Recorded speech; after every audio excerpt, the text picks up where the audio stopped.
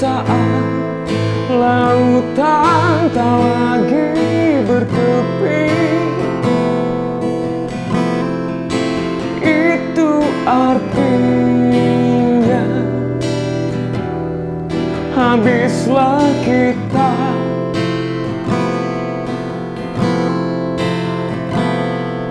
Begitu pula keinginan jika tak lagi bertepi, maka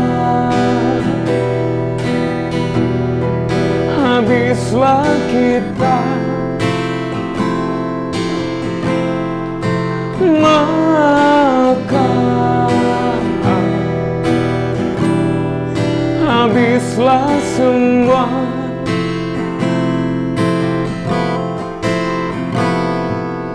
Tak tercukupi, tak pernah terpuaskan, tapi hancur apabila kehilangan. Selalu dahaga walau kau tenggak lautan, tapi remuk apabila ditinggalkan.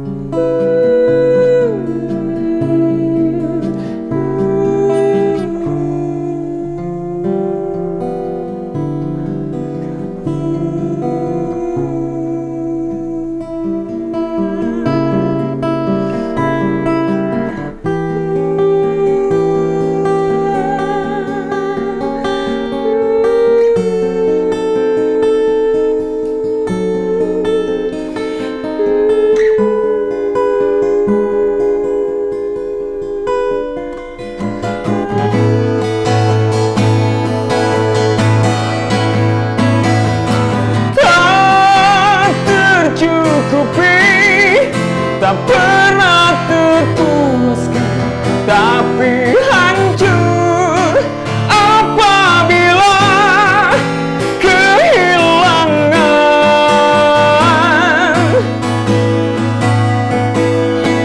Selalu dahaga walau kau tenggak lautan, tapi remuk apabila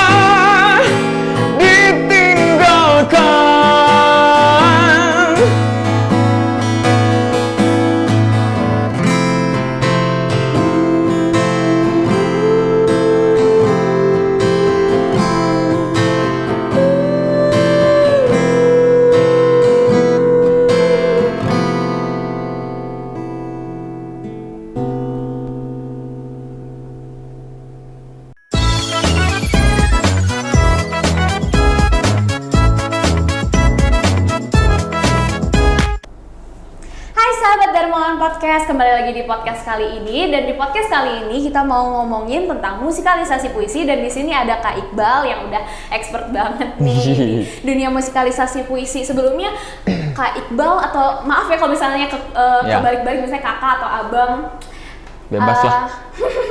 Kakak udah berapa tahun menggeluti si dunia musikalisasi puisi ini?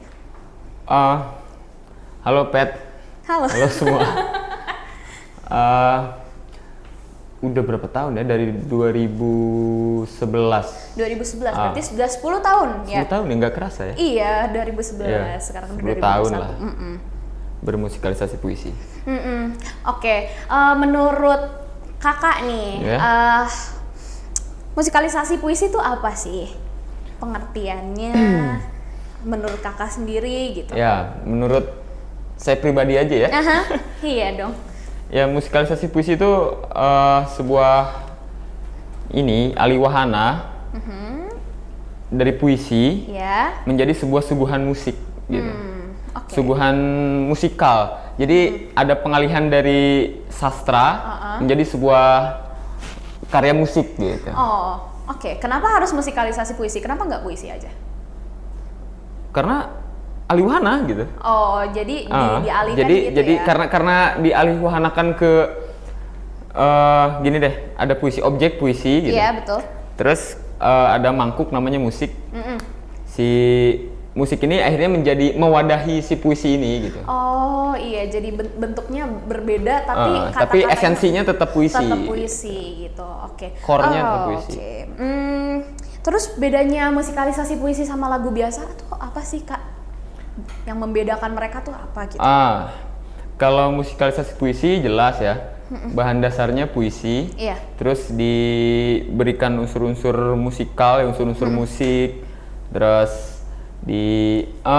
apapun itu nggak musikalisasi puisi tidak selalu kemasannya menjadi sebuah komposisi lagu. Iya. Memang sih pada umumnya gitu ya kebanyakan orang tuh bikin musikalisasi puisi jadi dinyanyikan gitu. Si puisi ini dinyanyikan seperti lagu gitu. Yeah. Tapi teksnya itu puisi gitu.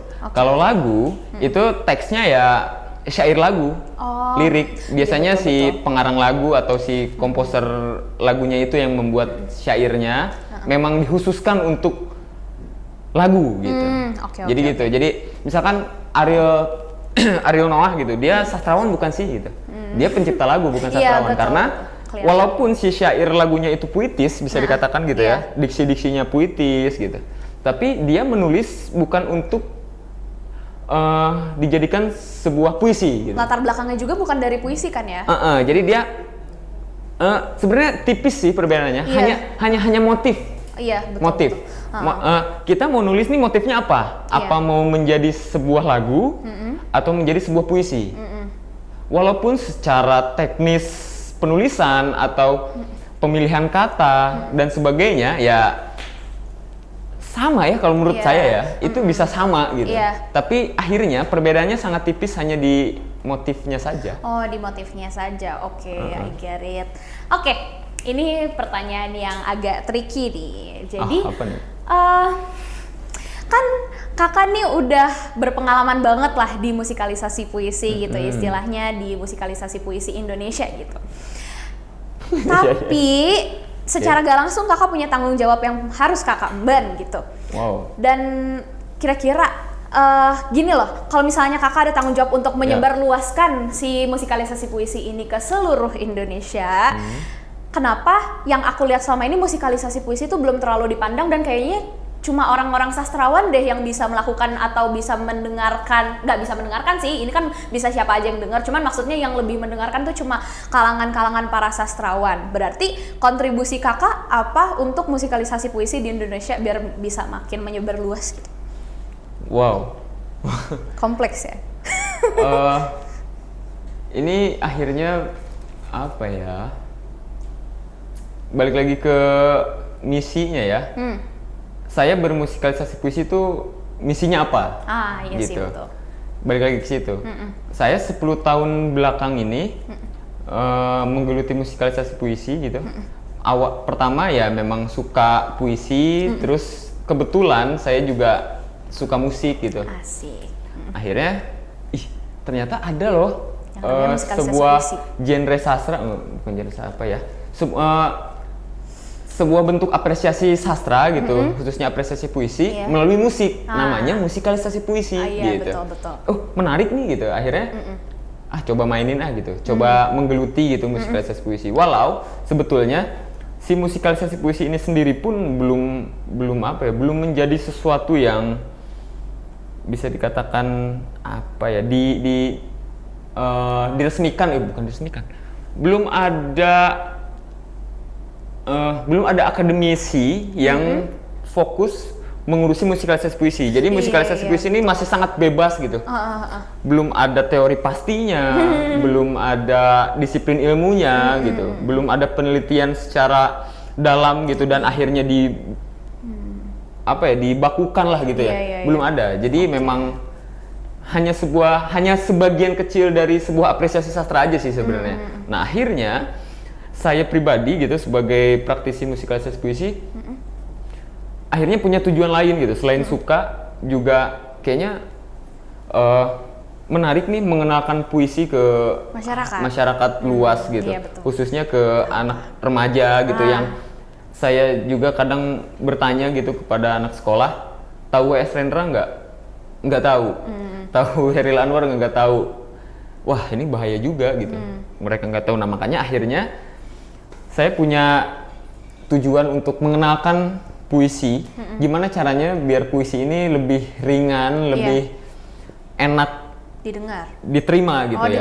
Diterima dan didengar gitu oleh masyarakat, oleh remaja gitu. Ya, salah satu caranya ya lewat musikalisasi puisi gitu. Betul. Karena musik kan apa ya, musik tuh cabang seni yang kayaknya semua orang pasti suka musik gitu. Iya sih, betul. Iya gitu.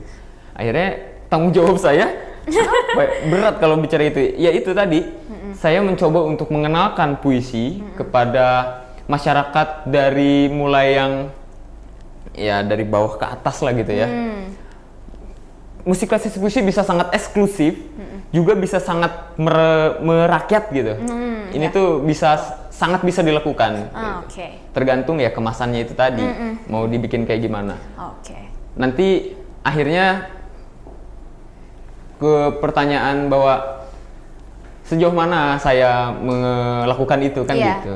Ya saya punya kelompok katapel yang nanti ya, nanti ada dibahas nih, pertanyaannya jangan gitu spoiler. Ya. Kalau langsung saya bahas nanti cepet selesai nih podcast. Gitu deh. Semoga gitu paling. Semuanya lancar lah ya. Ini mungkin banyak juga yang udah tahu musikalisasi puisi tapi mereka pengen mencoba bikin tapi nggak tahu nih gimana caranya, gimana mereka harus mulai dari mana sih. Coba kakak sebagai yang udah berpengalaman banget di musikalisasi puisi, gimana sih alur proses cara bikinnya mulai dari awal sampai lagu itu, musikalisasi puisi itu jadi? Pertama, kalau kita mau bikin musikalisasi puisi ya, ya jelas kita milih puisinya dulu. Iya.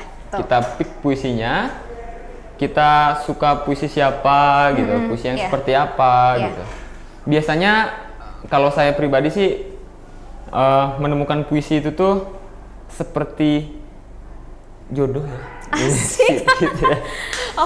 Iya, kadang gitu, kadang tidak direncanakan gitu ketemu puisi, saya suka dan kayaknya asik nih dibikin musikalisasi puisi gitu. Iya. Jadi seperti jodoh aja gitu, bertemunya tidak direncanakan. Iya, gitu. asik. Iya. Nah, pertama kita pilih puisinya dulu.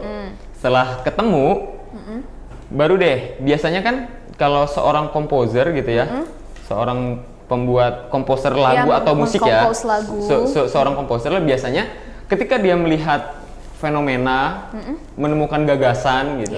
Nah, kita kerucutan lagi ke musikalisasi puisi, ketika dia menemukan puisi, seorang komposer musikalisasi puisi pasti ketika membaca itu langsung terbayang tuh, terbayang musiknya gitu, ya kan, terimajinasi lah, di kepalanya tuh langsung ada apa gitu, musik-musik bla bla bla gitu, langsung terbayang. Nah akhirnya tinggal dituangin gitu.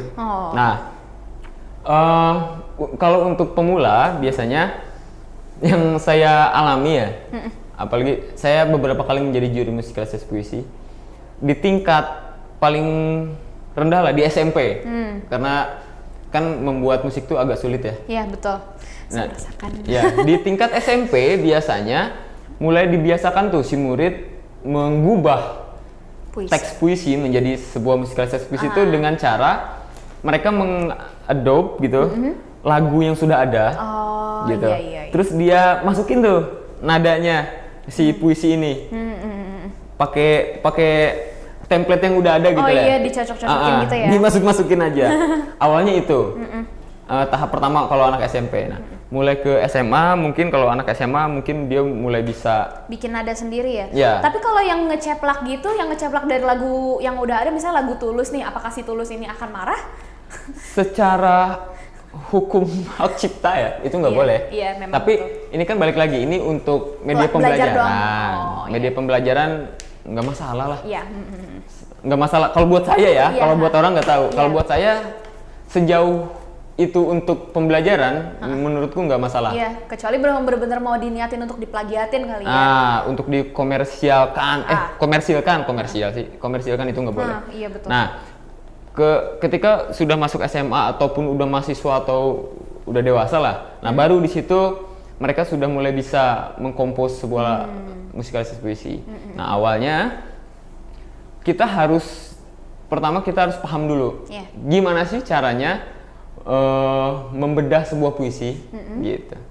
Minimal kalau kita nggak tahu secara teori, secara teknis gitu membedah puisi, ya interpretasi menurut ini kita aja lah, diri sendiri, menurut kita sendiri gitu. Menginterpretasi, memaknai puisi ini tuh berbicara tentang apa, gitu. Puisi ini bercerita tentang apa, maknanya apa, gitu. Sesimpel itu sih sebenarnya. Terus di syairnya, kalau di pengkajian puisi itu ada yang namanya gue lupa, pengimajian secara audio, pengimajian secara visual gitu. Kalau di pengkajian puisi ada, misalkan di puisi itu ada pengimajian audio, misalkan ada baitnya yang suara desir angin misalkan, suara desir angin yang melambai atau bagaimanapun itulah. Nah di situ kan ada sesuatu yang berhubungan dengan telinga ya, desir angin gitu kan, itu terdengar tuh. Secara pengimajian audio itu kita bisa bayangin, ada suara angin nih, kayak gitu. Kayak unsur-unsur musikal yang ada di puisi ini kita ambil semaksimal mungkin gitu. Ada apa nih? Ada misalkan ada kata lonceng, kayak gitu. Misalkan ada kata lonceng di puisi itu bisa dijadikan material untuk menjadi sebuah musiknya. Itu bisa jadi material. Sesimpel itu sebenarnya untuk penciptaan ya. Nah, akhirnya kita lanjut ke pembuatan si notasi itu sendiri. Kita secara umum aja ya. Misalkan si musikalisasi puisi ini menjadi sebuah lagu gitu, dijadiin lagu. Kan kita harus bikin notasi lagunya ya. Nah, disitulah poin yang begitu penting menurut saya, bahwa seorang pemusikalisasi puisi, dia harus sedikit banyak paham tentang musik. Ya, untuk menghasilkan musikalisasi puisi yang maksimal, yang ideal gitu ya, dia harus seorang musisi sebenarnya ya. Dia harus seorang musisi. Kalau dia bukan musisi, sulit gitu. Itu sih. Kalau misalkan untuk ke pembelajaran yang saya bilang tadi gitu, itu bisa disiasati lah oleh gurunya gitu. Entah gurunya memberikan stimulus atau memberikan notasi-notasi yang bisa dikembangkan oleh murid dan sebagainya lah. Itu bisa dilakukan lah, itu pinter-pinter gurunya aja. Kayak gitu. Tapi berarti gurunya nih harus musisi kan gitu. Nah, dan kendalanya pun muncul ketika seorang guru bahasa Indonesia, kan ada di bahasa Indonesia, ada di seni budaya juga ya. Kalau seni budaya mungkin dia musisi, kalau guru bahasa Indonesia mungkin tidak gitu. Nah, jadi memang harus butuh bantuan guru seni budaya kayaknya ya untuk mengajar musikalisasi puisi, karena memang tidak mudah gitu. Harus musisi. Itu. Jadi barulah di situ ada proses compose. Ini memang sangat subjektif ya, karena ketika membuat lagu ya buat aja gitu. Itu akan muncul, akan lahir sesuai dengan influence dan referensi kita gitu. Akhirnya muncul lah. Tapi uniknya di musikalisasi puisi itu ada istilah membangun ruang. Jadi membangun ruang tuh kita tidak bisa sembarangan untuk membuat musikalisasi puisi semau kita. Maksudnya gini, jangan sampai si puisi ini, kan puisi itu sebetulnya ini banyak pro kontra juga sih sebenarnya di kalangan sastrawan. puisi sudah sangat musikal sebenarnya, secara teks, secara bunyi gitu. Puisi tanpa dijadikan sebuah lagu, puisi itu sudah sangat musikal ketika dibacakan, ketika dideklamasikan gitu. Sudah indah lah ya puisi itu. Tapi ada lagi nih musikalisasi puisi. Ngapain sih gitu? Biasanya orang-orang sastra tuh ngapain sih?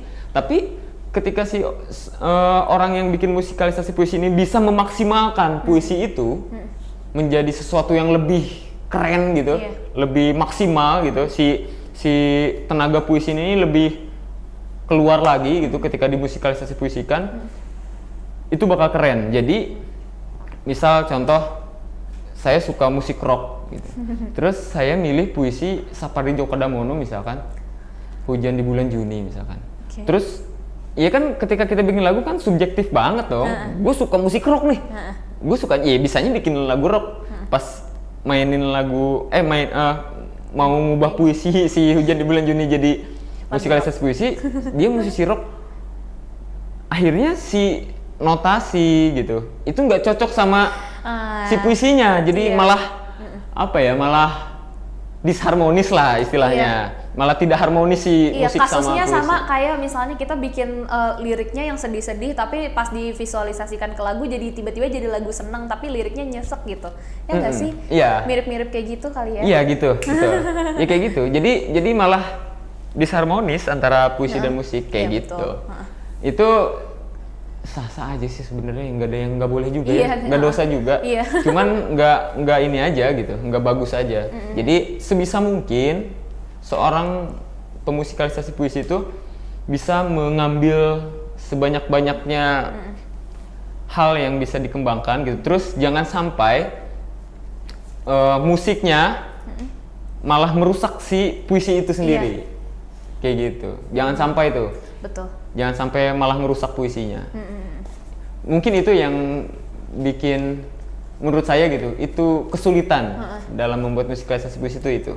Nggak bisa sembarangan. Kalau sembarangan malah hancur tuh puisi. Iya, betul. Kayak gitu. Setuju. Itu sih. Kurang lebih kayak begitu Kurang lebih gitu. Kalau mau secara teknis gitu, penggambaran sedikit tentang penciptaannya. Boleh? Boleh. Ini secara singkat aja ya. Karena kalau panjang sampai kapan ini podcast nanti? Oke, ini sudah disiapin sama tim podcast SMK Darmawan ya. Kita udah diskusi tadi milih Dre Cemara karya Chairil Anwar. Nah, pertama kita harus paham dulu nih. Puisi ini tentang apa sih gitu. Ya kan? Walaupun pemaknaan puisi bener nggak ya? Nanti koreksi saya kalau salah. Bebas gitu. Menginterpretasi sebuah karya sastra, khususnya puisi itu bebas-bebas aja sebenarnya. Iya, setiap perspektif tuh beda-beda. Sama kayak kita ngelihat angka 6, orang kalau di depan ngelihatnya 9 gitu, tapi nggak ada yang salah. Tidak bisa disalahkan gitu. Ya kan? Karena sesuai masing-masing. Kecuali menyimpang jauh banget ya. Nah, kecuali Dre Cemara ini misalkan dia ini tentang Chairil Anwar yang sedang memanjat pohon cemara gitu. Enggak kali ya, kayak gitu. Nah, jadi silakan dibaca bersama-sama. Derai cemara. Derai cemara menderai sampai jauh, terasa hari akan jadi malam. Ini adalah penggambaran kan kita juga harus. Nah, selain ketika kita membaca sebuah puisi, membaca secara luar dalam gitu, kita juga harus mengenal si penulis ini siapa. Gitu. Siapa sih penulis ini? Dia tuh orangnya kayak gimana sih, kayak gitu-gitu. Itu ada teknik pengkajian lah ya. Nah, Chairil Anwar adalah seorang pejuang sastrawan gitu, pejuang di era-era kolonial lah ya. Iya. Terus dia tuh orangnya memang agak-agak apa ya? Dia tuh mati muda. Oke. Ya. Kenapa bisa begitu? Iya, Chairil Anwar tuh mati muda. Jadi di sini dia menunjukkan bahwa hidup hanya menunda kekalahan. Karena hidup hanya menunda kekalahan. Jadi ya hidup tuh ujung-ujungnya mati. Iya, tuh. Gitu. Sebenarnya sesimpel itu sih yang mau dia bicarakan di Dada Cemara ini.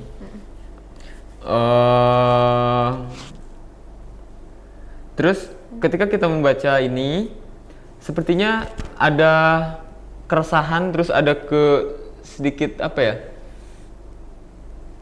Apakah dia tertekan? Pesimisme, keputusasaan, memandang hidup gitu. Iya. Maksudnya untuk apa kita perjuangkan kalau ujung-ujungnya kita mati juga? Iya gitu. sih. Kayak gitu. Jadi apa ya, paradoks ya, dia menunjukkan apa sih, hidup dan mati gitu. Ya sebenarnya kalau hidup, ngapain sih hidup terlalu keras kalau ujungnya mati gitu lah ya. Paradoks. Padahal kan bukan itu esensinya gitu. Berarti kalau untuk dilihat dari apa ya namanya, suasana puisinya ini sedikit haru lah. Iya nggak sih? Iya. Haru, terus ini singkat aja ya, secara singkat. Haru minor kalau di Kalau di musik nada, itu ya, nada tuh minor. Terus temponya nggak mungkin cepet kayaknya, lambat, mendayu dan sebagainya. Ini secara singkat aja kayak gitu. Dan kebetulan saya pernah menggarap puisi ini. ke gitu. lagu. Jadi kalau lagu. musikalisasi puisi. Wah, Jadi boleh dinyanyiin nggak tuh? Jadi kita contohin sedikit ya. Oh, boleh.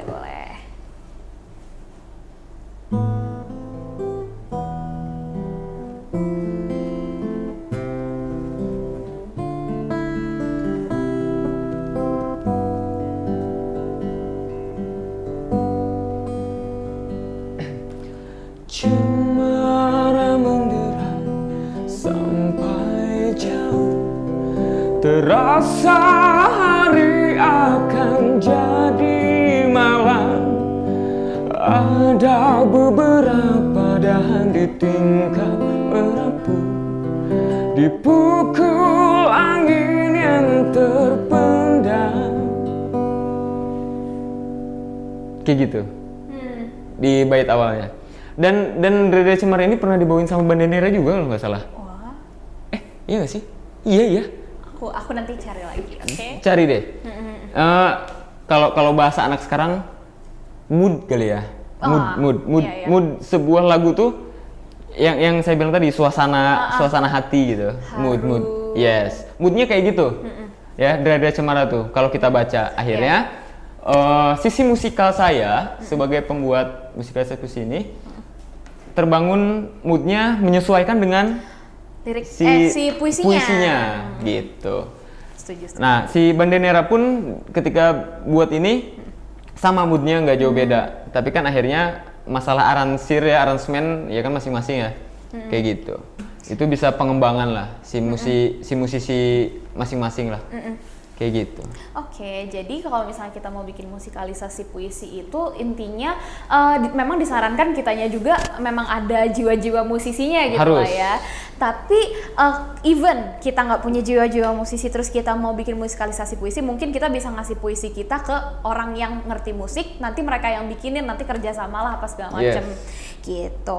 Terus oke, sekarang udah saat yang ditunggu-tunggu nih. Jadi Kak Iqbal ini dia latar belakangnya dari band Katapel, bandnya itu band musikalisasi puisi juga. Dan memang musiknya enak banget, kalian langsung cari aja. Tapi kayaknya lagi di hide-hidein ya video-video. Iya, kok tahu? Tahu dong. Iya. Katanya sebentar lagi mau konser ya Kak ya? Yes, launching album. Oh, mau launching album. Tapi sempat ada nanti bakal ada konsernya juga. Iya, konsernya konser launching sih, konser virtual sebenarnya. Cuman karena keadaannya kayak gini ya. Iya. Cuman memang kami mengundang orang-orang gitu. Terdekat atau gimana? Enggak. Atau Kita bikin box set. Ngeluarin album ini bentuknya box set. Dan itu tuh limited. Terbatas. Limited edition. Jadi hanya untuk 100, nah ini dia box setnya. Oke. Hanya untuk 130 orang. Wah. Jadi launching kita tuh hanya dihadiri oleh 130 orang dan itu pun dibagi 2 sesi. Wah, jadi iya, kita biar berusaha mengikuti protokol kesehatan. Betul. Temanya gitu. tuh sintesis ya? Nama albumnya Sintesis. Oh, nama albumnya sintetis. Nah, jadi ada 2 Sintesis. paket. Oh. Yang pertama box set. Ha-ha. Ini harganya 350.000. Ha-ha. Ini nanti bisa hadir di launching album. Oh iya. Secara langsung. Kalau yang CD paket CD ini, CD package ini dapat CD sama kaos doang. Merchandise-nya hanya kaos. Oh, oke. Dan dia otomatis dapat tiket konser virtualnya. Wah, iya. Gitu. Nah, ini package-nya kaos sama CD doang. Oke. Itu harganya 150.000. Oh iya, by the way aku mau nanya dong, ini kan sintesis, kenapa sin-nya diiniin? Apakah ini bahasa Inggrisnya dosa apa bagaimana? Terserah. Wah. Jadi memang sintesis kalau secara kebahasaan ya bisa dilihat di KBBI lah ya. Oh, yang jelas sintesis itu sederhananya adalah apa ya? Anak tangga akhir menuju next level gitu sebenarnya untuk Katapel gitu, untuk Katapel sendiri. Sintesis tuh kayak konklusi di 10 tahun berkarya, 8 tahun berkarya sorry. Kesimpulan di 10 tahun berkarya gitu, sintesis tuh. Menuju pembaharuan gitu. Jadi setelah album ini kita akan benar-benar, karena di album ini kita beberapa kali pernah bikin album gitu. Ini album kedua. Ini album kedua. Album pertamanya Aku Indonesia di tahun 2018 ya, apa enggak ya? 19 atau 18 gitu. Terus sebelumnya kita bikin album demo gitu. Mini-mini album yang itu sangat terbatas juga, kita cuman coba recording dan akhirnya kita buat albumnya di sini gitu. Jadi memang ini proses selama 8 tahun gitu, sintesis nih. Nah akhirnya, tapi secara penamaan, penulisan gitu, terus scene-nya dikurung. Ini cuman sebenarnya untuk memperluas makna si sintesis itu sendiri sih sebenarnya. Iya, semoga dengan diberi kurung ini maknanya bisa lebih luas gitu. By the way nih, aku juga mau nanya. Apa bedanya album ini sama album-albumnya kakak yang sebelum-sebelumnya mungkin ya? Apakah ini ada cerita yang lebih spesifik, misalnya ini menceritakan tentang kehidupan seorang kakak atau masih tentang patriotisme dan lain-lain, tapi pasti ada yang ekstra dong, ada yang berbeda sama sebelumnya. Boleh di-spoilerin dikit ya? Dikit aja. Ada beberapa lagu yang kami rekam ulang gitu dari album-album sebelumnya. Kita menambahkan beberapa unsur lah ya untuk memperkuat lagu itu gitu. Kita butuh, belum ideal sih, saya rasa kemarin belum ideal, makanya kita masukin lagi gitu. Dan yang beberapa ada lagu baru, terus ada lagu ada musik instrumental juga. Oh alah, jadi nggak ada vokalnya sama sekali Nggak ya? ada instrumental. Kayak gitu. Terus yang membedakan ya kita jualnya dalam bentuk box set, itu sangat berbeda. Terus kita rekaman album ini nggak di studio, tapi kita mandiri sendiri bikinnya secara indie atau gimana? Ya jelas ya kalau indie. Kita indie, terus band indie ya. Katapel tuh indie, serba sendiri semua. Terus kita rekaman nggak di studio, tapi studio yang kita bawa keluar ke rumah. Kita nyewa villa di daerah Bogor. Terus kita boyong semua alat rekamnya, kita rekaman di situ gitu. Cuman pengen suasana baru aja gitu, kalau di studio kayaknya sumpek gitu. Makanya kita bawa. Proses rekamannya sih gitu. Sama apa ya? Ya ada beberapa apa ya namanya, gagasan yang memang ada beberapa dimensi di album ini, dimensi sosial, dimensi spiritual, dimensi personal gitu. Itu sih paling kayak gitu. Wah, semoga album ini bakal banyak orang yang dengar dan pasti juga dari lagu-lagu kakak yang sebelumnya juga itu benar-benar lagunya enak didengar, terus apa ya, unik banget lagu-lagunya. Dan oh iya, aku juga mau nanya ini juga nih. Apa tuh?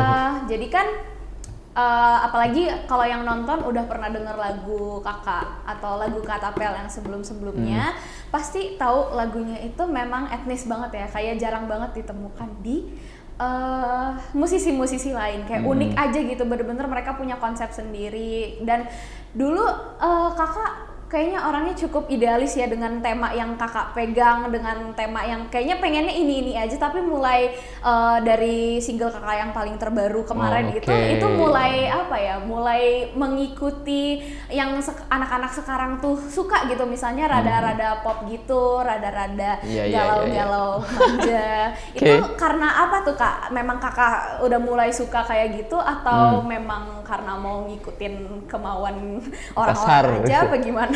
Sebenarnya ada cerita menarik sih di balik itu. Wah, boleh tuh diceritain. Jadi sebenarnya masih, kalau makanya kalian harus beli album ini. Wah, masih.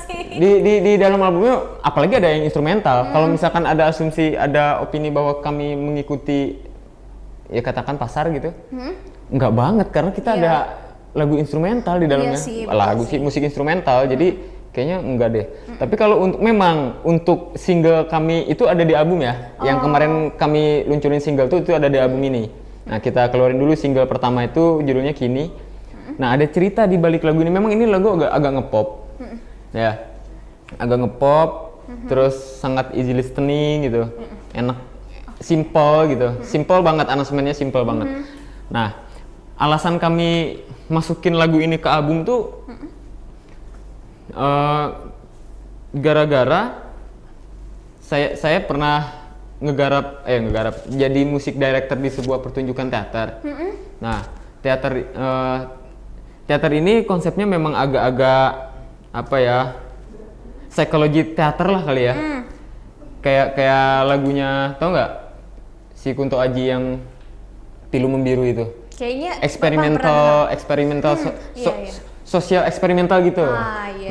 Itu sama tuh kayak pertunjukan teater ini. Jadi saya pakai lagu Kini itu untuk keperluan teater. Pertunjukan. Jadi saya nyanyiin lagu itu dikemas sedemikian rupa lah ya, dikolaborasi dengan teater dan sebagainya. Percaya atau tidak, dan kalau nggak percaya pun ini terjadi. Satu gedung pertunjukan itu ada kali ya berapa ya, ada 100 sampai 200 orang. Itu menangis histeris semua gara-gara lagu ini dan pertunjukan teaternya itu parah banget, nyampe saya juga nangis gitu. Nah, itu akhirnya menimbulkan ikatan batin, ikatan emosi dengan para penonton pertunjukan saat itu gitu. Jadi mereka sangat memiliki ikatan dengan lagu itu. Akhirnya wah, ini lagu kayaknya bahaya nih gitu. Bahaya gitu dalam tanda kutip ya. Dan para penonton pertunjukan itu pun sangat banyak yang minta lagu ini dong, bisa dengerin lagu ini di mana dong. Akhirnya capek menjawab pertanyaan itu awalnya, akhirnya ya udah deh kita rekam aja deh di Katapel. Saya sih yaudah saya rekam aja di Katapel, jadi kalau ada orang yang nanyain beli albumnya aja gitu ya. Emang nanti lagu-lagunya Katapel nggak akan ada di Spotify, Joox gitu? Oh, pasti. Ini lagu ini ada.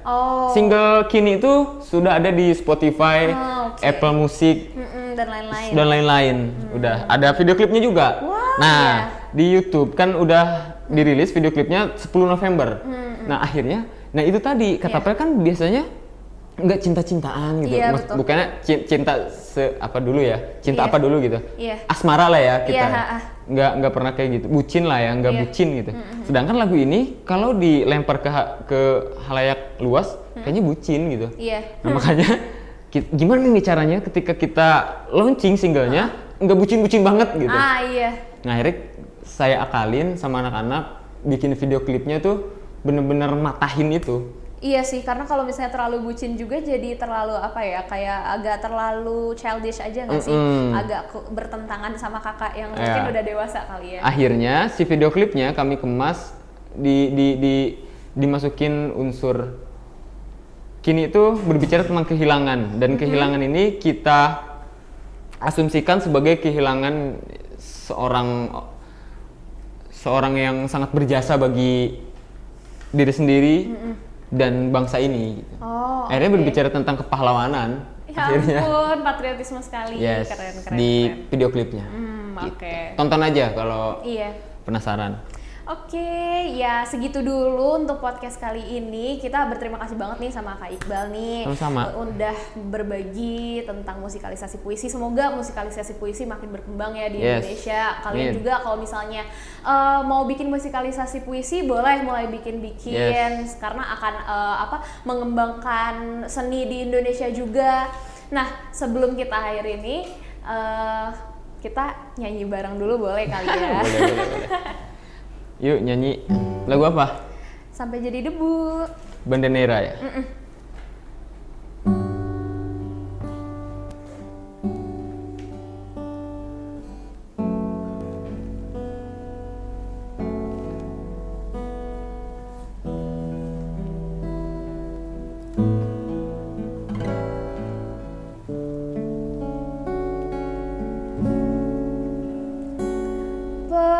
Badai Tuhan telah berlalu.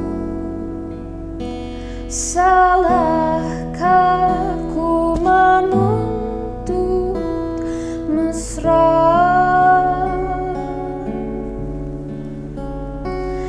Tiap pagi menjelang kau di sampingku, ku aman ada bersamamu.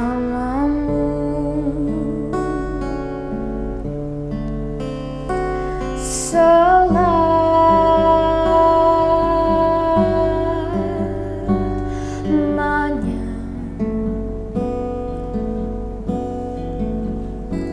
sampai kita tua, sampai jadi debu, ku di liang yang satu, ku di sebelahmu.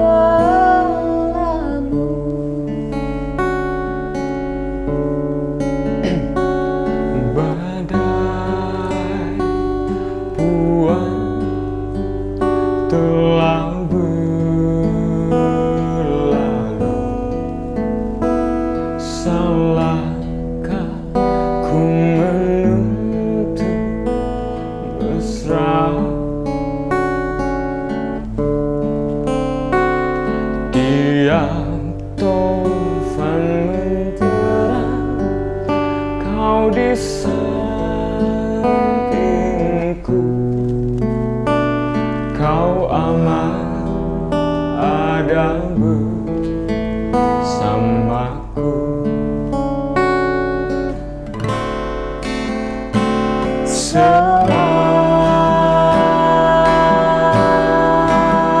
Selamanya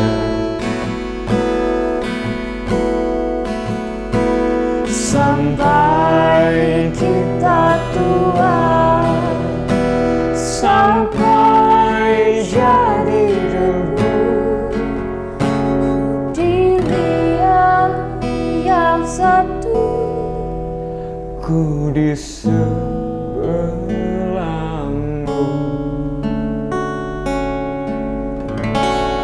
terima kasih. Thank you.